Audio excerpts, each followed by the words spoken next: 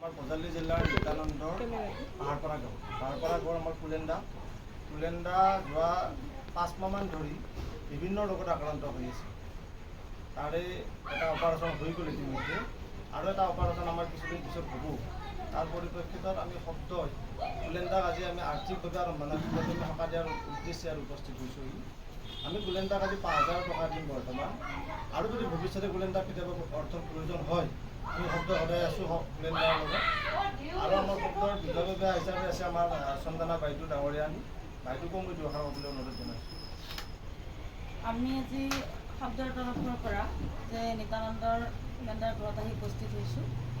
এইটোৱে কথা যে তেখেতৰ পৰিয়ালটোৰ অৱস্থা একেবাৰে খুবেই বেয়া। উপাৰ্জনকাৰী ব্যক্তি তেখেতে আছিলে, কিন্তু তেখেতে এতিয়া মানে ৰোগত আক্ৰান্ত হৈ পৰি আছে, আৰু সেই হেতুকে আমি শব্দৰ তৰফৰ পৰা তেখেতক অকণমান আৰ্থিকভাৱে সকাহ দিয়াৰ বাবে মানে আৰ্থ সাহায্য কৰিবলৈ আগবাঢ়ি আহিছোঁ। আৰু কোনোবা সদাশয় ব্যক্তিয়ে যদি তেখেতৰ এনেকুৱা অৱস্থাটোৰ কথা ভাবি 2 পইচা যদি সহায় কৰে, তেতিয়াহ'লে আমি তেখেতৰ মানে একাউণ্টছ নাম্বাৰ, ফোন নাম্বাৰ আমাৰ আপলোড দিম শব্দৰ আমাৰ যিটো পেজ আছে।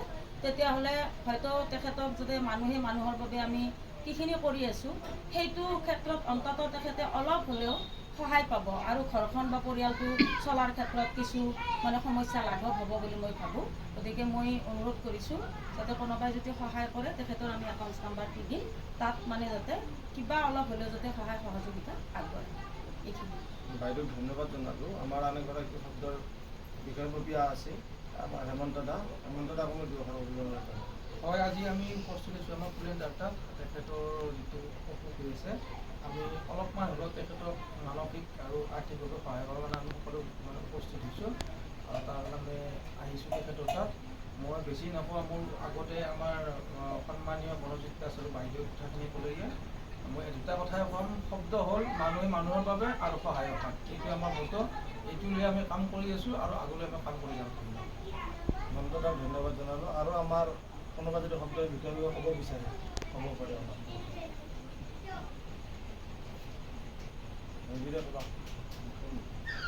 হয়, আজি আমি আমাৰ নিত্যানন্দৰ ওচৰত পাহাৰপাৰা তাত কুলান তালুকদাৰ খুৰাৰ ঘৰত উপস্থিত হৈছোঁ।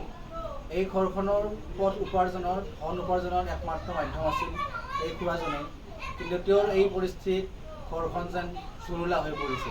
সেয়েহে তেওঁক এষাৰ মাত দিয়াৰ স্বাৰ্থত আৰু ঘৰখনত অলপ যাতে হাঁহি আনিব পাৰোঁ, তাৰ বাবে আমি শব্দ আজি ওলাই আহিছে। আৰু অনাগত দিনত তেখেতৰ সৈতে শব্দ সদায় থাকিব বুলি আমি তেওঁক প্ৰতিশ্ৰুতি দিছোঁ। তেওঁ সোনকালে সুস্থ হৈ উঠক আৰু যাতে ঘৰখন তেওঁ আগুৱাই নিব পাৰে, এইখিনিয়ে কামনা কৰিছোঁ। ধন্যবাদ।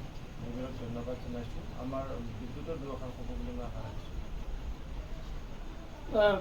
কুলেণ্ডা আমাৰ নিচেই ওচৰৰে হয়, কিন্তু আগতে তেনেকৈ আমি পৰিচিত হোৱা নাছিলোঁ যদিও মানে এতিয়া তেখেতক মই মানে আহি তেখেতৰ ঘৰত আহি তেনেকৈ মানসিকভাৱে তেখেতক অকণমান আমি সুস্থ কৰি তোলাৰ কাৰণে বা তেখেতক অলপ আৰ্থিক সাহাৰ্য দিয়াৰ স্বাৰ্থত আমি আগুৱাই আহিছোঁ। তেখেতৰ সুস্বাস্থ্য কামনা কৰিছোঁ। যিহেতু আমাৰ মানৱ সেৱাই পৰম ধৰ্ম বুলি কয়, এই কথাষাৰ সুৰগত কৰি তেখেতৰ আমি এইদৰে মানে সহায় কৰিবলৈ আগুৱাই আহিছোঁ। মই বিশেষ নকওঁ বাৰু, এইখিনি কৈ মই মোৰ বক্তব্য সামৰণি মাৰিছোঁ। বিদ্যুতক ধন্যবাদ জনাই এই কুলেণ্ডাৰ একদম ওচৰৰ আমাৰ বিদ্যাভৱনৰ শিক্ষক আদিত্য কমিটি দুআষাৰ ক'বলৈ অনুৰোধ জনাইছোঁ। হয়, আজি আমি শব্দৰ পৰা ইয়াত উপস্থিত হৈছোঁ। কুলেণ্ডাৰ পৰিয়ালটো যাতে কুলেণ্ডা একমাত্ৰ মাধ্যম আছিল উপাৰ্জনৰ, তেখেতৰ পৰিয়ালত যাতে আমি হাঁহি বিৰিঙাব পাৰোঁ। আমাৰ মূল মন্ত্ৰ হৈছে শব্দৰ মানৱীয় পৰম ধৰ্ম। তেখেতৰ পৰিয়ালত মানে উপাৰ্জনৰ আহিব পাৰে, সুনিশ্চিত কামনা কৰি এইখিনি কৈ মোৰ বক্তব্য। আদিত্যক ধন্যবাদ জনাই অমূল্যদা আপুনি ক'ব। ঠিক আছে, আজিৰ আমাৰ অনুষ্ঠানটি ইয়াতে সমাপ্তি হ'ব বুলি ঘোষণা কৰিছোঁ।